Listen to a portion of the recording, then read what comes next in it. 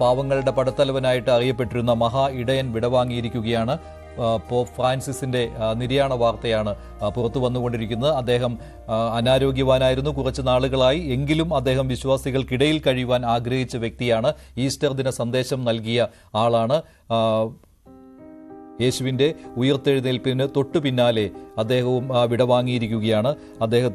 അദ്ദേഹം കഴിഞ്ഞ ദിവസം വരെ അദ്ദേഹം ആരോഗ്യവാനായി തിരിച്ചു വരുന്നത് വിശ്വാസികളെ സന്തോഷത്തിലാക്കിയതാണ്. പക്ഷേ പൊടുന്നനെ അദ്ദേഹത്തിൻ്റെ അന്ത്യം സംഭവിക്കുകയായിരുന്നു. സമാധാന ദൂതനായിട്ടാണ് അദ്ദേഹം അറിയപ്പെട്ടിരുന്നത്. 2013 മുതൽ അദ്ദേഹം വത്തിക്കാനിൽ മാർപ്പാപ്പയായി സേവനം തുടരുകയായിരുന്നു. 12 വർഷമാണ് അദ്ദേഹം മാർപ്പാപ്പ പദവിയിൽ ഉണ്ടായിരുന്നത്.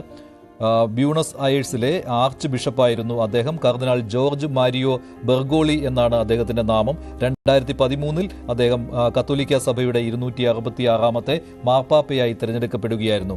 ആഡംബരങ്ങളും സമ്പത്തുമെല്ലാം ഉപേക്ഷിച്ച് പാവങ്ങൾക്കൊപ്പമുള്ള ജീവിതമായിരുന്നു അദ്ദേഹം ആഗ്രഹിച്ചിരുന്നത്. അതുപോലെ തന്നെ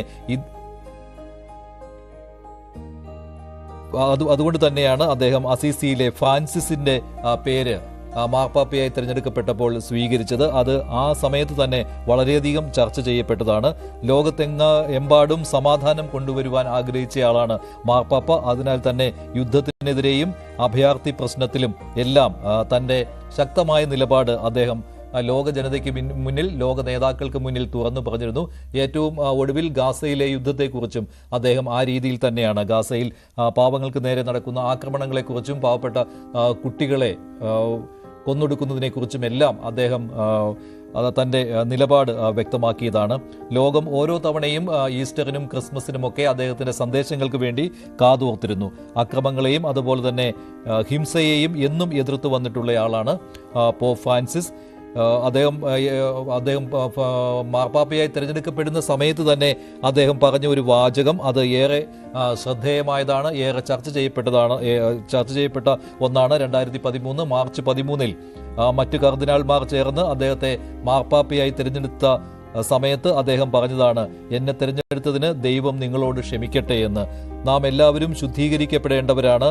ഒന്നാമത് ശുദ്ധീകരിക്കപ്പെടേണ്ടത് ഞാനാണ്. ഇതായിരുന്നു അന്ന് പോപ്പ് ഫ്രാൻസിസിൻ്റെ വാക്കുകൾ. അതിനു മുൻപും അദ്ദേഹത്തിന് പോപ്പായി തിരഞ്ഞെടുക്കപ്പെടുവാനുള്ള അവസരം വന്നതാണ്. പക്ഷേ ആ സമയത്ത് അദ്ദേഹം സഹ കർദിനാൾമാരോട് ആവശ്യപ്പെട്ടത് തന്നെ പോപ്പായി തിരഞ്ഞെടുക്കുവാനായി വോട്ട് ചെയ്യരുത് എന്നാണ്. അത് 2005 പോപ്പ് ജോൺ പോൾ രണ്ടാമൻ വിടവാങ്ങിയതിന് ശേഷം നടന്ന കോൺക്ലേവിലായിരുന്നു. 2013 മാർച്ച് 13 കോൺക്ലേവിലാണ് അദ്ദേഹത്തെ മാർപ്പാപ്പയായി തിരഞ്ഞെടുത്തത്.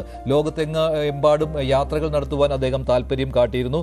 ഇന്ത്യയിലേക്ക് അദ്ദേഹം എത്തുമെന്ന് പലതവണയും വാർത്തകൾ വന്നിരുന്നുവെങ്കിലും, പലതവണ ആ രീതിയിലുള്ള വിവരങ്ങൾ വന്നുവെങ്കിലും ആ ഒരു സന്ദർശനം നടക്കാതെ പോയി. അതിലുള്ള ഒരു കത്തോലിക്ക സഭാ വിശ്വാസികൾക്കുള്ള ഒരു സങ്കടമാണ് നേരത്തെ ശ്രീ ജോസ് കെ മാണി പങ്കുവച്ചത്. വത്തിക്കാനിൽ നിന്നുള്ള കൂടുതൽ വിവരങ്ങൾ വന്നുകൊണ്ടിരിക്കുകയാണ്. ലോക നേതാക്കൾ വത്തിക്കാനിലേക്ക് എത്തുവാനുള്ള സാധ്യതയാണ് ഉള്ളത്. വത്തിക്കാനിലേക്ക് ഇപ്പോൾ കത്തോലിക്ക സഭാ വിശ്വാസികളുടെ പ്രവാഹമാണ്. ഇന്നലെ ഈസ്റ്റർ ദിനത്തിൽ പാപ്പയുടെ സന്ദേശം കേൾക്കുന്നതിന് വേണ്ടി സഭാ വിശ്വാസികൾ വത്തിക്കാനിലേക്ക് ഒഴുകിയെത്തിയതാണ്. അതേപോലെ തന്നെ അദ്ദേഹത്തിൻ്റെ വിയോഗ വാർത്ത കേട്ടപ്പോഴും വത്തിക്കാനിലേക്ക് വിശ്വാസികൾ എത്തിക്കൊണ്ടിരിക്കുന്ന കാഴ്ചയാണ് ഇപ്പോൾ കാണുന്നത്. അല്പസമയം മുമ്പാണ് അദ്ദേഹത്തിൻ്റെ വിയോഗം ഔദ്യോഗികമായിട്ട് വത്തിക്കാൻ സ്ഥിരീകരിച്ചത്. ഈസ്റ്റർ പ്രാർത്ഥനകളിൽ പങ്കെടുത്തയാളാണ് ഫ്രാൻസിസ് പാപ്പ. ദീർഘകാലമായി അസുഖബാധിതനായിരുന്നു അദ്ദേഹം. വളരെയധികം ദിവസങ്ങൾ അദ്ദേഹത്തിന് ആശുപത്രിയിൽ കഴിയേണ്ടിയും വന്നിരുന്നു. ന്യൂമോണിയ ബാധിച്ചിരുന്നു. മരണത്തിൻ്റെ വക്കിൽ നിന്നാണ് അദ്ദേഹം 2 മാസം മുമ്പ് ജീവിതത്തിലേക്ക് തിരിച്ചു വരികയും വീണ്ടും വിശ്വാസികളോട് തൻ്റെ സന്ദേശങ്ങൾ അറിയിക്കുകയും ചെയ്തിരുന്നത്. അപ്പോഴും അദ്ദേഹം സമകാലീന സംഭവ വികാസങ്ങളിൽ ലോകത്തെമ്പാടും പാവങ്ങൾക്ക് നേരെ നടക്കുന്ന അക്രമങ്ങൾക്ക് എതിരെയുള്ള പ്രതികരണമാണ് അദ്ദേഹത്തിൽ നിന്ന് ഉണ്ടായത്. യാഥാസ്ഥിതികനാണ് എന്ന് സ്വയം അദ്ദേഹം പറയുമ്പോഴും അദ്ദേഹം പുരോഗമനപരമായ ആശയങ്ങൾ പിന്തുടരുവാൻ ആഗ്രഹിച്ചതും അത്തരം സന്ദേശങ്ങൾ നൽകുകയും ചെയ്തിരുന്ന വ്യക്തി കൂടിയാണ്. കാർത്തിക് ചേരുന്നു മറ്റു വിവരങ്ങളുമായി. കാർത്തിക്, ലോക നേതാക്കളുടെ അനുസ്മരണങ്ങൾ വന്നിട്ടുണ്ടോ? എന്താണ് മറ്റു വിവരങ്ങളുള്ളത്? ലോക നേതാക്കളുടെ അനുസ്മരണം പല കോണുകളിൽ നിന്നും വന്നുകൊണ്ടിരിക്കുന്നു. തികച്ചും അപ്രതീക്ഷിതമായ ഒരു സമയത്താണ് അദ്ദേഹത്തിന്റെ വിയോഗം. കഴിഞ്ഞ ദിവസവും വളരെ ചുറുചുറുക്കോടെ ഈസ്റ്റർ സന്ദേശം നൽകാൻ സെന്റ് പീറ്റേഴ്സ് ബസിലിക്കയിൽ അദ്ദേഹം എത്തിയിരുന്നു. കഴിഞ്ഞ ദിവസമാണ് യുണൈറ്റഡ് സ്റ്റേറ്റ്സ് ഓഫ് അമേരിക്കയുടെ വൈസ് പ്രസിഡന്റ് JD വാൻസ് അദ്ദേഹത്തെ അവിടെ എത്തി സന്ദർശിച്ചത്. അദ്ദേഹവുമായും അദ്ദേഹം 15 മിനിറ്റോളം സംസാരിക്കുകയും ചെയ്തു. ആരോഗ്യവാനായി പാപ്പയെ കണ്ടതിൽ വളരെ സന്തോഷം എന്ന് JD വാൻസും തിരികെ അദ്ദേഹവും ആശംസകൾ നേർന്നു, അദ്ദേഹത്തിന് സമ്മാനങ്ങൾ നൽകി. അത്തരത്തിൽ വളരെ സജീവമായി നിന്നിരുന്ന സമയത്താണ് ഇത്തരത്തിൽ അപ്രതീക്ഷിതമായി അദ്ദേഹത്തിന്റെ വിയോഗ വാർത്ത വന്നിരിക്കുന്നത് എന്നതാണ് എല്ലാവരെയും ഞെട്ടിച്ചിരിക്കുന്നത്. നിരവധി പ്രത്യേകതകൾ ഉള്ള ഫ്രാൻസിസ് മാർപ്പാപ്പ വിടവാങ്ങിയിരിക്കുന്നു എന്ന വാർത്ത ഇപ്പോൾ ലോകത്തിന് മുന്നിൽ എത്തിയിരിക്കുന്നു. 600 വർഷങ്ങൾക്ക് ശേഷമാണ് ഒരു മാർപ്പാപ്പ സ്ഥാനത്യാഗം ചെയ്യുന്നത്. പോപ്പ് ബെനഡിക്ട് 16 സ്ഥാനത്യാഗം ചെയ്തപ്പോൾ തന്നെ 130 കോടി വരുന്ന റോമൻ കത്തോലിക്കക്കാരുടെ മുന്നിൽ ഒരു ചോദ്യമുണ്ടായിരുന്നു, ഇനി 2 പാപ്പമാരുണ്ടാകുമ്പോൾ 2 അധികാര കേന്ദ്രം ഉണ്ടാകുമോ എന്ന്. അത്തരത്തിൽ സ്ഥാനമേറ്റതിന് ശേഷം തന്നെ ആ ചോദ്യത്തിന് ഉത്തരം വളരെ ലളിതമായി ഫ്രാൻസിസ് മാർപ്പാപ്പ നൽകിയതും ഈ ഘട്ടത്തിൽ നമ്മൾ ഓർമ്മിക്കണം. കാരണം 2013 മാർച്ച് 23 സ്ഥാനമൊഴിഞ്ഞ മാർപ്പാപ്പയെ കാണാനായി ഫ്രാൻസിസ് മാർപ്പാപ്പ ബെനഡിക്ട് പാപ്പയെ കാസിൽ ഗോണ്ടോൾഫയിലെ അദ്ദേഹത്തിൻ്റെ വസതിയിൽ പോയി കണ്ടു. പുതിയ മാർപ്പാപ്പയെ ആദ്യമായി കാണുമ്പോൾ അദ്ദേഹത്തെ മുട്ടുകുത്തി നിന്ന് സ്വീകരിക്കണം എന്നതാണ് ചടങ്ങ്. ഇത്തരത്തിൽ ഫ്രാൻസിസ് മാർപ്പാപ്പയേക്കാൾ സീനിയറായ അദ്ദേഹത്തെ മുട്ടുകുത്തി പോൾ തേലക്കാട് ടെലിഫോൺ ലൈൻ ചേരുകയാണ്. ഫാദർ പോൾ തേലക്കാട്, എങ്ങനെയാണ് ഫ്രാൻസിസ് മാർപ്പാപ്പയുടെ സേവനങ്ങൾ, കത്തോലിക്ക സഭയ്ക്ക് അദ്ദേഹം നൽകിയ സംഭാവനകൾ താങ്കൾ കാണുന്നത്? 12 കൊല്ലമാണ് ഫ്രാൻസിസ് മാർപ്പാപ്പ കത്തോലിക്ക സഭയെ ഭരിച്ചത്. ഈ ഭരണകാലം ചരിത്രത്തിൽ ആദ്യമായിട്ടാണ് ഒരു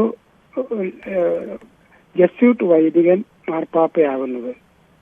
അതോടൊപ്പം തന്നെ യൂറോപ്പിന് പുറത്തേക്ക് പാപ്പ സ്ഥാനം പോകുന്നതും ഇത് ആദ്യമായിട്ടാണ്.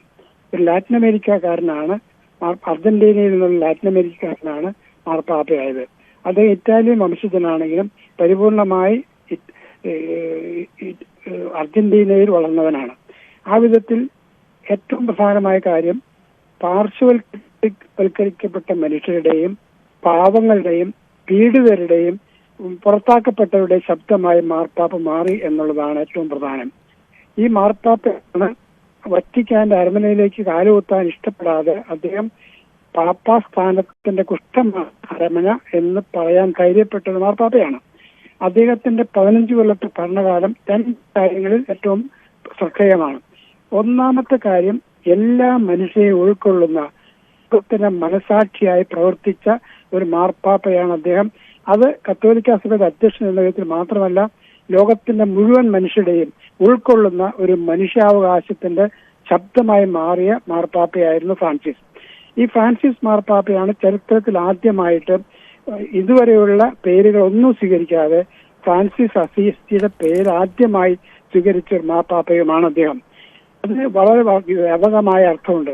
ഫ്രാൻസിസ് അസീസിയാണ് 3 കുരിശുയുദ്ധ കാലത്ത് ആ കുരിശുയുദ്ധക്കാരുടെ മോഹങ്ങളോ അഭിപ്രായങ്ങളോ മാനിക്കാതെ കുരിശു